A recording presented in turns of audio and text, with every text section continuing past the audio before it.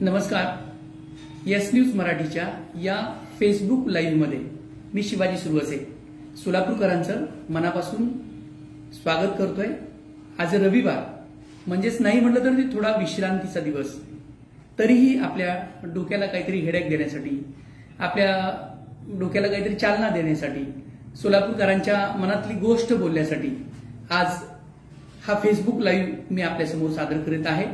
सोलापूरकरांना माहिती आहे सोलापूरच्या विमान सेवेचा विषय यस न्यूज मराठीनं सुरुवातीपासून अगदी डेप्थ म्हणजे संशोधनात्मक वृत्तीने बातम्या दिलेत, जेणेकरून लोकांची जनजागृती व्हावी, लोकांना नक्की फॅक्ट समजावी म्हणून। त्यामुळं हा फेसबुक लाईव्ह देखील सांगण्याचा प्रयत्न हाच आहे की आजवर झालेली घडामोड, यापुढे काय होणार आहे या संदर्भात सोलापूरकरांशी बोलावं, सोलापूरकरांना काही बातमी, काही माहिती, काही इन्फॉर्मेशन शेअर करण्यासाठी मी आज आपल्यासमोर उभा आहे। या फेसबुक लाईव्ह मध्ये पुन्हा एकदा मी आपल्या तमाम सोलापूरकरांचं अभिनंदन करतो, आभार व्यक्त करतो, कारण यस न्यूज मराठीनं मांडलेला हा मुद्दा, हा विषय, ही चर्चा आता जनरेटामध्ये रूपांतरित झाली। त्यामुळे नक्की सोलापूरकरांचे आभार यासाठीच सोलापूर विचार मंचचे जे काही सदस्य आहेत, भले ते 4 असू दे, 40 असू दे किंवा 400 असू देत, या लोकांनी यस न्यूज मराठीच्या या मुद्द्याची दखल घेतली आणि आता त्यांनी चक्री उपोषण सुरू केलंय। उपोषणाचा आजचा जवळपास 15वा दिवस आहे। याची दखल शासन पातळीवर घेतली आहे, पालकमंत्र्यांनी घेतली आहे नव्हे, सोलापूरकरांच्या मनामनात, सोलापूरकरांच्या चौकाचौकामध्ये, सोलापूर शहराच्या विविध नगरांमध्ये आणि सोलापूरकरांच्या प्रत्येक वयोगटामध्ये आता सोलापूरच्या विमान सेवेची आग, विमान सेवेची धग, विमान सेवेचा विषय, विमान सेवेची चर्चा नक्कीच पेटली आहे। त्यामुळं सोलापूरकरांना इंग्रजांच्या अगोदर, ज्यावेळेस इंग्रज राजवट सुरू होती सोलापुरात, त्यावेळेस सोलापूर स्वतंत्र झालं, ती सोलापूरकरांची धग, ती सोलापूरकरांची उर्मी, तोच सोलापूरकरांचा धगधगता, उसळता इतिहास आणि ते उसळतं रक्त आता सोलापूरकरांचं जागृत झालं पाहिजे। सोलापूरची विमानसेवा ही नक्की सुरू झालं पाहिजे, या मताशी आपण सर्वजण आता सहमत झालो आहोत। आपल्याला एकीकडे माहिती आहे की बोरामणी या आंतरराष्ट्रीय विमानतळासाठी जवळपास 576 हेक्टर म्हणजे नाही म्हटलं तर 1800 एकर जागा हे शासनानं भूसंपादित केली आहे। याला 10 वर्ष झालं आणि या ठिकाणी सगळ्यात मोठा अडथळा म्हणजे ते 30 हेक्टर म्हणजे जवळपास 70-75 एकर जागा ही वन खात्याची आहे, ती अद्याप बोरामणी विमानतळासाठी भूसंपादित झालेली नाही। तो प्रश्न कधी सुटेल माहिती नाही आणि बोरामणी आंतरराष्ट्रीय विमानतळ हे काही 1 किंवा 2 किंवा 4 वर्षात होणारा विषय नाही। त्यामुळं सायमल्टेनियसली बोरामणी आंतरराष्ट्रीय विमानतळ होत असताना त्याला किती दिवस लागतील माहीत नाही।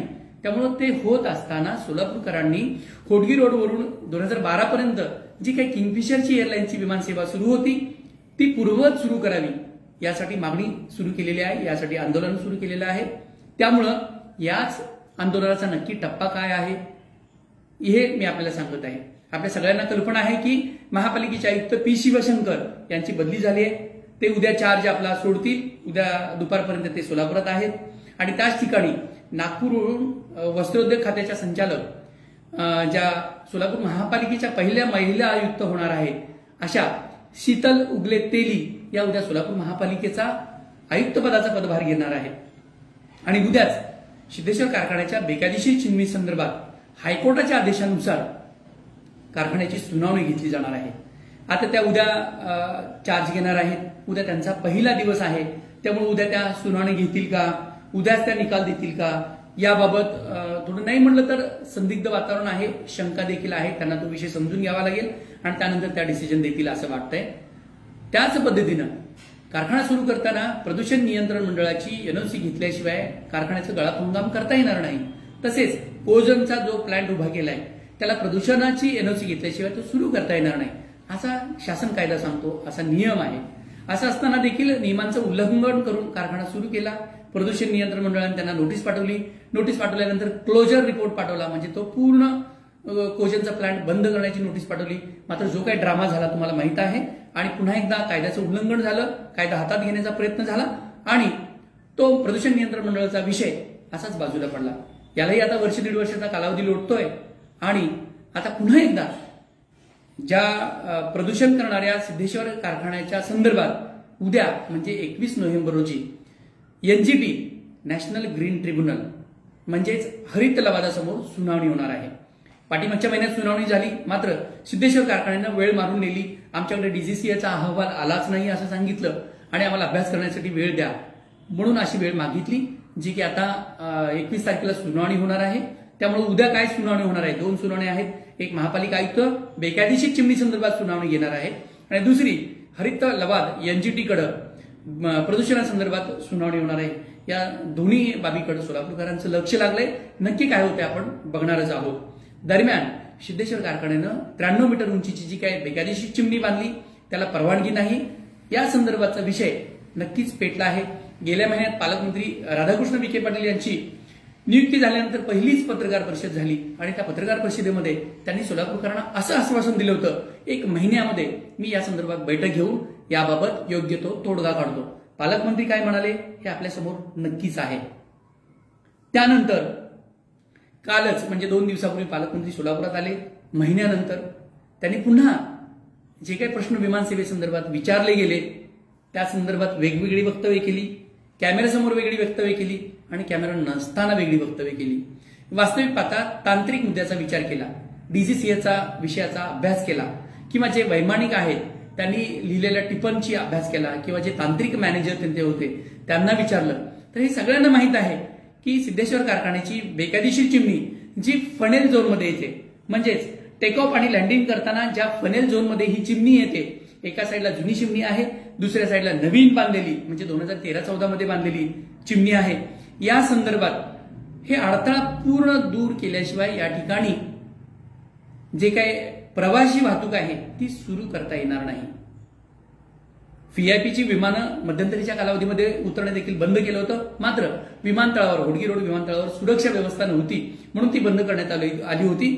आता होडगी रोड विमानतळावर सुरक्षा व्यवस्था जिल्हाधिकाऱ्यांनी दिली आहे, त्यामुळे या ठिकाणी व्हीआयपीची देखील विमानं आता उतरत आहेत। मात्र नागरी विमानासंदर्भात सगळ्यांचा आग्रह आहे जेणेकरून सोलापूरकरांना रोजगार मिळेल, सोलापुरात नवनवीन उद्योग येतील, सोलापूरकरांना पर्यटक असेल, उद्योग असेल, रोजगाराच्या संधी मिळतील, म्हणून सोलापूरकरांना विमानसेवा ही सुरूच झाली पाहिजे याबाबत रेटा काही जणांनी जनआंदोलनाच्या माध्यमातून, काही जणांनी सोशल मीडियाच्या माध्यमातून, काही जणांनी सहीच्या माध्यमातून तो सुरू केलाय।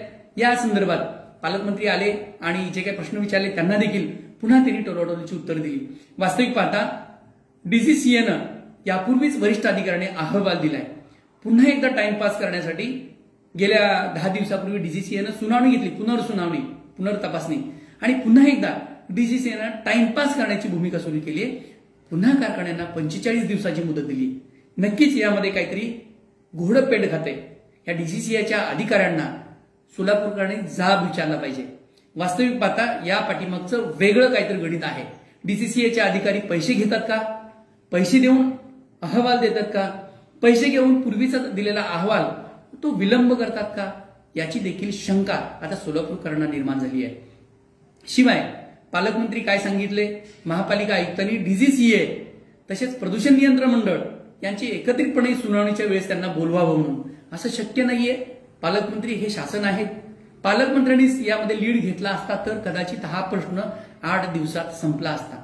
मात्र सरकारी अधिकारी, मग ते जिल्हाधिकारी असोत, महापालिका आयुक्त असोत, प्रदूषण नियंत्रण मंडळाचे अधिकारी असोत किंवा कोर्ट असो, या कोर्टाच्या या प्रत्येक ठिकाणी या ना त्या कारणाने कारखान्याने आपला चेंडू वारंवार दुसऱ्या कोर्टात टाकत फक्त सोलापूरकरांचा टाइमपास केलाय, सोलापूरकरांचा वेळ घेतलेला आहे। नक्कीच यामुळे सोलापूरकरांची संतापाची लाट वाढत आहे। 2 दिवसापूर्वी पालकमंत्र्यांना याबाबत विचारल्यानंतर त्यांनी सांगितलं की प्रदूषण नियंत्रण मंडळाची परवानगी न घेता सिद्धेश्वर कारखान्यानं जो गाळप हंगाम सुरू केलाय हा गंभीर गुन्हा आहे।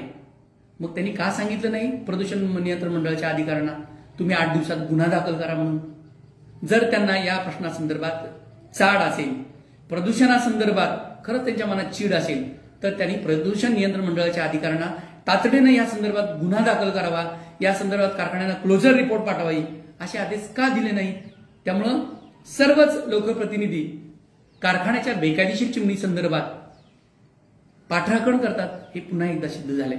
मग यामध्ये भाजप असू देत, यामध्ये काँग्रेस असू देत, यामध्ये राष्ट्रवादी असू देत किंवा यामध्ये सोलापूर शहरातील नगरसेवक असू देत, कोणीही बेकायदेशीर कामासंदर्भात बोलत नाही. उलट बेकायदेशीर पद्धतीनं वागणाऱ्या माणसाला, बेकायदेशीर पद्धतीनं वागणाऱ्या लोकांना, बेकायदेशीर पद्धतीनं वाहन चालवणाऱ्या व्यक्तींना, बेकायदेशीर घरं बांधणाऱ्या लोकांना सोलापूरकर सपोर्ट करतायत, जे की सोलापूरच्या प्रगतीसाठी ही बाब अन्यायकारक आहे, हानिकारक आहे.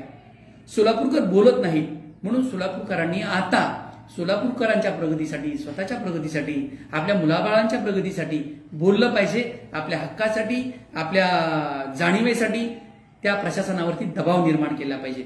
म्हणून सोलापूरकरांनी उद्याच्या सुनावणीकडे लक्ष दिलं पाहिजे आणि काय होतंय त्या संदर्भात आपलं आंदोलन अधिक तीव्र केलं पाहिजे.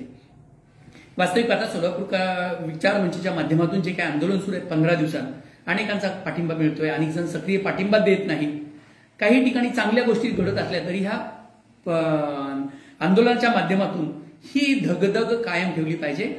सोलापूरची विमानसेवा सुरूच झाली पाहिजे. यासाठी सोलापूरकरांनी आता उग्र आंदोलन देखील केले पाहिजे. मी तुमची भावना किंवा मी तुम्हाला वेगळ्या पद्धतीनं भडकवत नाही, मात्र सोलापूरचं भवितव्य खरंच कठीण दिसतंय. इथलं स्थलांतर वाढतंय. दररोज पुण्या मुंबईकडे, हैदराबादकडे जाणाऱ्या ट्रेन भरभरून जात आहेत, भरभरून वाहत आहेत. इथलं स्थलांतर काही केल्या थांबत नाही. त्यामुळे इथल्या लोकप्रतिनिधींनी ही जी काही सोलापूरची विमान सेवा रखडली आहे या संदर्भात स्पष्टपणे बोललं पाहिजे.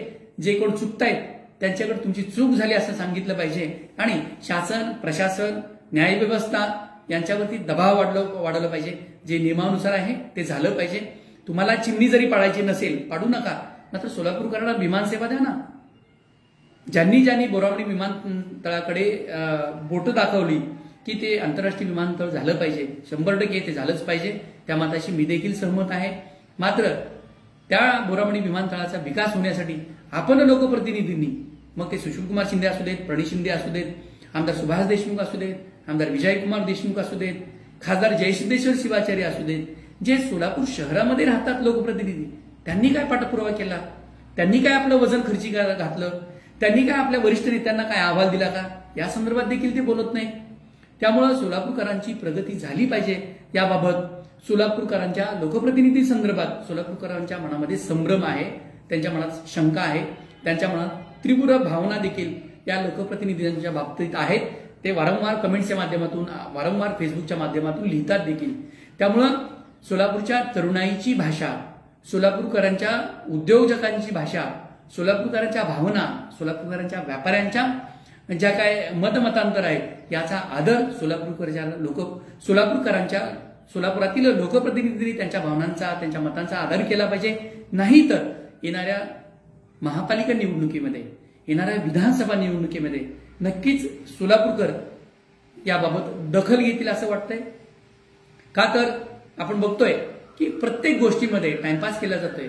महापालिका प्रशासनावर कोणत्याही प्रकारचा दबाव नाही. आता आपण बघतो की गेली 1 वर्ष झालं, जवळपास 7 ते 8 महिन्यापेक्षा तर जास्त नक्की कालावधी झाले.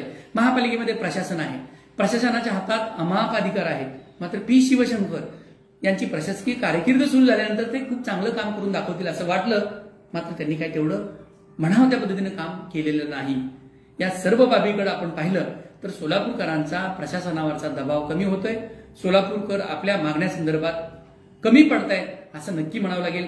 सोलापूरचं उड्डाणपूल असेल, सोलापुरातील चांगले रस्ते होणं असतील, सोलापूरची हक्काची विमानसेवा असेल, हे सुरू होण्यासाठी सोलापूरकरांनी आता नक्कीच जागृत झालं पाहिजे. फक्त 10, 15, 20 लोकांनी आंदोलन करून उपयोग नाही. प्रत्येकाने वेगवेगळ्या पद्धतीनं आपापल्या पातळीवरती काम प्रयत्न करावे. संजय थोबडे आहेत, ते कोर्ट मॅटरमध्ये माहीर आहेत. एनजीटीकडे असेल, तसेच हायकोर्टाकडे असेल, त्यांनी लाखो रुपये खर्च करून आपलं वजन, आपला वेळ, आपले यंत्रणा कामाला लावलेले आहे. डॉक्टर संदीप आडके आहेत, ते देखील वारंवार या संदर्भात स्पष्टपणे बोलतात, पत्रव्यवहार करतात. राष्ट्रपतीपासून पंतप्रधानांपर्यंत वारंवार हे याची दखल घेत आहेत आणि ते व्हावं यासाठी पाठपुरावा करत आहेत. त्याच पद्धतीने आपण आता बघतोय की सोलापूर विचार मंचचे प्रमुख जे काय आहेत, केतन शाह असतील, गिरीकर्णा फाउंडेशनचे जे जाधव आहेत ते आहेत, किंवा योगीन गुज्जर आहेत, हे आधी अनेक लोक यामध्ये जोडलेले आहेत. ते देखील प्रयत्न करत आहेत. मात्र प्रत्येकाने फक्त घरात बसून हे प्रश्न सुटणार नाही. सोलापूरच्या भविष्याचा विचार करायचा असेल तर सगळ्यांनी चांगल्या गोष्टीचं समर्थन केलं पाहिजे आणि वाईट गोष्टी हाणून पाडल्या पाहिजेत. तरच सोलापूरचा विकास होईल असं वाटतं. सोलापूरची जी काही रखडलेली विमानसेवा आहे या संदर्भात कारखाना जो काही वारंवार वेगवेगळ्या पद्धतीचे युटर्न देतोय, डीजीसीए वारंवार पैसे घेऊन म्हणा, मी जाहीर आरोप करतो, हे अहवाल बदलत आहेत, याकडे देखील लक्ष दिलं पाहिजे. आणि महापालिका आयुक्त जे की मार्च एप्रिल पासून जवळपास कोणत्याही प्रकारचा हायकोर्टाचा अडथळा नसताना महापालिका आयुक्तांनी चिमणी संदर्भात का सुनावणी घेतली नाही? डीजीसीएनं वरिष्ठ अधिकाऱ्यांना दिलेला अहवाल, त्यांच्याच अहवालावर त्यांची शंका आहे का? पुन्हा कनिष्ठ लोकांना अहवाल तुम्ही सादर करायला सांगतात, म्हणजेच सर्वजण टाइमपास करतात. महापालिका आयुक्त टाइमपास करतात, डीजीसीएचे अधिकारी टाइमपास करतात, प्रदूषण नियंत्रण मंडळाचे अधिकारी कोणत्याही प्रकारची कारवाई करत नाहीत आणि कोर्टामध्ये तारकावर तारखा सुरू आहेत.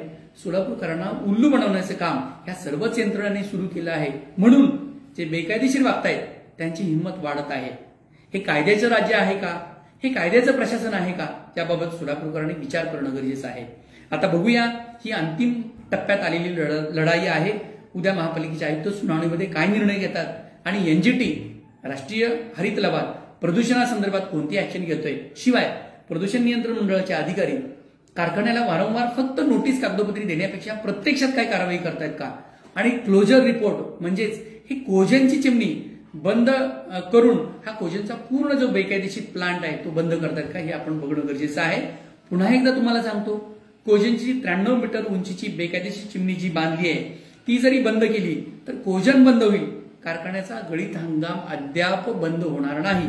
त्यामुळे प्रत्येकजण मुद्दाम सोलापूरकरांची बुद्धी भ्रष्ट करण्यासाठी हे कोजन बंद पाडलं किंवा हा 93 मीटरची चिमणी पाडली तर पूर्ण कारखाना बंद पडेल, अशा पद्धतीनं सोलापूरकरांमध्ये संभ्रम निर्माण करतात.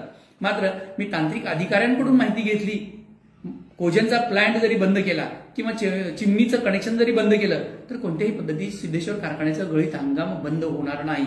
त्यामुळं शेतकऱ्यांची वारंवार केली जाणारी ढाल, त्यांना न मिळणाऱ्या एफआरपीच्या रकमा याबाबत कारखान्याने लक्ष द्यावं आणि सोलापूरकरांची ही विमान सेवा जी काय आपल्यामुळे अडलेली आहे ती स्वतःहून पाडण्यासाठी आता आग्रही भूमिका घेतली पाहिजे. बरेच जण असंच म्हणतात की कारखाना गळीत हंगाम सुरू झाल्यानंतरच तुम्हाला सुचतं का? हे बाकीच्या गोष्टींनी लक्ष दिलं पाहिजे सगळ्या बाबींकडे. गळीत हंगाम संपल्यानंतर स्वतःहून पाडतो म्हणणारे वेगवेगळ्या पद्धतीचं टर्न घेत आहेत कारखानावाले. त्यामुळे कारखान्यांच्या बदलणाऱ्या भूमिकेकडे देखील आपण वारंवार लक्ष देऊन कोण सोलापूरकरांना दिशाभूल करत आहे त्यांचा देखील आपण पाढा वाचला पाहिजे. महापालिकेच्या संदर्भात जे काही मी तुम्हाला सांगितलं की उद्या सुनावणी होणार आहे, सुनावणीमध्ये काय होतं आपण बघूया. तोपर्यंत या फेसबुक लाईव्हच्या माध्यमातून मी सोलापूरकरांना पुन्हा एकदा आवाहन करतोय की विमान सेवा ही प्रतिष्ठेची नाही तर ती गरज बनली आहे. पर्यटनासाठी असेल, रोजगारासाठी असेल, उद्योग निर्मितीसाठी असेल, बाहेरचे उद्योजक सोलापूरकरात येण्यासाठी असेल, जिल्हाधिकारी, महापालिका आयुक्त, प्रदूषण नियंत्रण मंडळाचे अधिकारी यांनी हा आपला जिल्हा आहे यासाठी आता पाठपुरावा केला पाहिजे. पर्यटक खूप मोठ्या प्रमाणावर सोलापुरात येतात. अनेक उद्योजक विमान सेवा नाही म्हणून सोलापुरात पाठ फिरवत आहेत. या बाबीची दखल जिल्हाधिकाऱ्यांनी घेतली पाहिजे. जिल्हाधिकारी एकीकडे स्टार्टअप महोत्सव घेत आहेत, सांगतायत की मी सोलापुरात 100 उद्योजकांना सोलापुरात गुंतवणूक करा म्हणून मी आमंत्रण देत आहे, स्टार्टअप महोत्सव घेणार आहेत. मात्र हे जे काही उद्योजक आहेत ते रेल्वेने येणार आहेत का? त्यांना विमान सेवा नको आहे का? याचा देखील विचार केला पाहिजे. नाहीतर फक्त बातम्यापुरतं स्टेटमेंट देणारे, फक्त स्टंटबाजी करणारे या लोकांना आता प्रसिद्धी माध्यमानं सोलापूरकरांच्या लोकांनी ओळखलं पाहिजे आणि आपल्या गरजा काय आहेत, आपल्याला नक्की काय पाहिजे, आपल्या सोलापूर शहराच्या विकासासाठी सर्वांनी एकजुटी पद्धतीनं काही जणांनी आयुक्तावर दबाव टाकला पाहिजे, निवेदन दिली पाहिजे, काही जणांनी आंदोलन केले पाहिजे, काही जणांनी कोर्ट मॅटर केला पाहिजे. तरच आपण पुणेरी सारखं वागू आणि प्रशासनावर दबाव निर्माण करू. नाहीतर पुन्हा पहिले पाडी 55 सोलापूरकरांच्या प्रगतीसाठी, सोलापूरकरांच्या अधोगतीसाठी, सोलापुरात होणाऱ्या स्थलांतरासाठी, सोलापुरात न येणाऱ्या उद्योजकासाठी फक्त केवळ आणि केवळ आपण जबाबदार आहोत हे नक्की. का तर आपण ज्या पद्धतीने वागतो त्या पद्धतीनं लोकप्रतिनिधी काम करतात. आपला दबाव जेवढा आहे त्या पद्धतीनं प्रशासन काम करतं. प्रशासनावर दबाव वाढवण्यासाठी प्रयत्न करा आणि सोलापूरची नक्की जी विकासाची भरारी घेण्याच्या तयारीमध्ये सोलापूरकर आहेत या संदर्भात सगळ्यांनी हातभार लावावा. प्रत्येकाने आपापल्या पद्धतीने हातभार लावावा. फक्त विमान सुरू झाल्यानंतर सोलापूरची प्रगती होईल का असं देखील बरेच जण विचारतात. मात्र याच्यावरती बरेच फॅक्टर अवलंबून आहेत.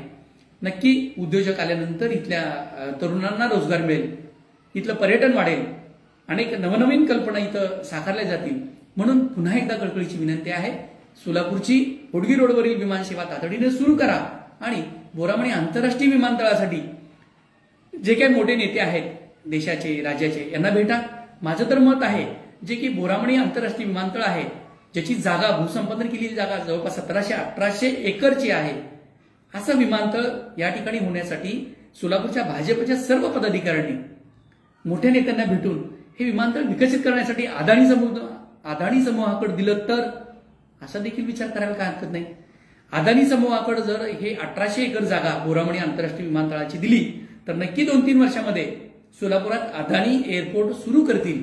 मी कुठल्या उद्योजकाचं समर्थन नाही करत, मात्र अदानी, अंबानी किंवा ज्यांनी आतापर्यंत एअरपोर्ट बांधलेत त्यांच्याकडे ही जागा दिली तर नक्की महाराष्ट्र सरकारला, केंद्र सरकारला 1 रुपया देखील न घालता, ज्या पद्धतीने नितीन गडकरी कुठलाही सरकारचा पैसा न खर्चा बीओटी तत्वावरती महामार्ग बांधतायत, उड्डाणपुलं बांधतायत, त्याच पद्धतीने जर ही बोरामणी आंतरराष्ट्रीय विमानतळाची जागा आपण अदानी समूहाकडे हस्तांतरित केली तर नक्कीच येत्या 2-3 वर्षामध्ये आंतरराष्ट्रीय दर्जाचं अत्यंत सुंदर विमानतळ सोलापुरात साकारेल. याबाबत माझ्या मनात नक्की कोणतीही शंका नाही. त्यामुळे सोलापूरकरांनी नियमित विमानसेवा सुरू करण्यासाठी जो काही रेटा निर्माण केलाय त्याची धग कमी होऊ देऊ नका, एवढंच सांगणं या ठिकाणी हा फेसबुक लाईव्हचा मी कार्यक्रम समाप्त करतोय. जर हा व्हिडिओ आवडला, यातील चांगली इन्फॉर्मेशन असेल, जी वस्तुनिष्ठ आहे, जी शास्त्रशुद्ध आहे, जी कागदावरती आहे, तीच मी तुमच्या समोर दाखवली आहे. माझ्या मनाचं यामध्ये फक्त विश्लेषण असेल, मात्र प्रत्येक गोष्टीमध्ये पुरावा माझ्याकडे आहे. मध्यंतरी मी सांगितलं तुम्हाला की सोलापूरचं विमानतळ अगोदर आहे की सिद्धेश्वर कारखाना अगोदर आहे, याबाबत देखील आम्ही एस न्यूज मराठीच्या माध्यमातून पूर्ण याचा छडा लावलेला आहे. सोलापूरचं विमानतळ 6 फेब्रुवारी 1953 साली त्याची जागा 67 एकरची जागा भूसंपादित केली आहे. त्याचे सर्व पुरावे एस न्यूज मराठीच्या माध्यमातून तमाम सोलापूरकरांच्या समोर मी सादर केले. आणि सिद्धेश्वर कारखाना 22 जानेवारी 1973 साली सिद्धेश्वर कारखान्याचा पहिला गळीत हंगाम सुरू झाला. या संदर्भात संचारचे तत्कालीन संपादक जे की अगोदर विश्वसमाचारमध्ये देखील होते, मीही त्याच दैनिकामध्ये सुदैवानं होतो, त्या रंगण्णा वैद्य यांनी देखील 22 जानेवारी 1973 साली सिद्धेश्वर कारखान्याच्या गळीत हंगामाचा पहिला लेख सोलापूर समाचारमध्ये प्रसिद्ध केला होता. तो प्रसिद्ध झालेला लेख देखील आपल्याला पुरावा म्हणून एस न्यूज मराठीच्या माध्यमातून आम्ही दाखवला. कारखाना कसा कसा चुकलाय हे देखील आम्ही सांगितलं. त्यामुळे एवढ्या सगळ्या पुरावा तुमच्या समोर सादर करण्याचं, एवढं स्पष्टपणे बोलण्याचं धाडस मी एस न्यूज मराठीच्या माध्यमातून आपणासमोर केलं. चांगला मुद्दा आहे, तो नक्की घ्या. जो आवडला नसेल, ते माझी काही चुका असतील ते पोटात घ्या. मात्र सोलापूरच्या प्रगतीसाठी सर्वांनी एकजुटीने काम करावं. आणि सोलापूर हे जगात वेगळं आहे. इथं वस्त्रोद्योग निर्माण पुन्हा एकदा उभारी घेऊ शकतं. इथं टेक्स्टाईल सिटी साकार होऊ शकते. इथं IT उद्योग येऊ शकतात. इथं वेगवेगळ्या कंपन्या देखील येऊ शकतात. हे नक्की आपल्या सोलापूरकरांमध्ये जे पोटेन्शियल आहे ते आता दाखवून देण्याची गरज आहे, एवढंच या निमित्तानं सांगतो. आणि हा फेसबुक लाईव्हचा जी काही लिंक आहे, जे फेसबुक लाईव्ह आहे, ते हजारो युवकांपर्यंत, हजारो उद्योजकांपर्यंत, राजकर्त्यापर्यंत, मुख्यमंत्र्यापर्यंत, पंतप्रधानांपर्यंत पाठवा, एवढीच विनंती करतो. आणि माझा फेसबुक लाईव्हचा लांबलेला कार्यक्रम थांबवतो. जय हिंद, जय महाराष्ट्र, जय सोलापूरकर. थँक्यू, धन्यवाद.